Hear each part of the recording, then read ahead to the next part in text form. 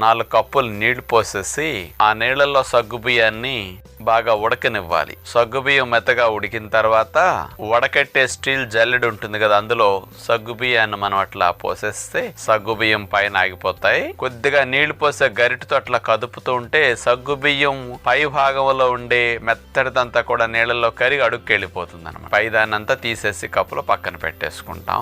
ఇక్కడ గులాబీ రేకులు కొన్ని తీసుకున్నాం కదా, ఒక 1/2 కప్, వాటిని నీళ్లు వేసి మెత్తగా అట్లా మిక్సీలో తిప్పుకుంటాం. వీటిని పక్కన పెట్టుకుంటాం. ఒక గ్లాసు తీసుకుని అందులో గులాబీ రేకుల్ని గ్రైండ్ చేసిన దాన్ని 2 టేబుల్ స్పూన్స్ వేసేసాం. అందులో సగ్గు బియ్యం ఉన్నాయి కదా ఉడికినవి, అందులో వేసేసాం. తేనె 2 టేబుల్ స్పూన్స్, సబ్జా గింజలు నీళ్ళలో నానపెట్టిన వాటిని తీసుకున్న 1 టేబుల్ స్పూన్, అది కూడా వేసేసాం. కొబ్బరి పాలు ఇందులో పోస్తాం. పైన జీడిపప్పు ముక్కలు, బాదం పప్పు ముక్కలు, పిస్తా పప్పు ముక్కలు చల్లేస్తాం పాలల్లో. డ్రెస్సింగ్ సాబుదానా ఫలోడా.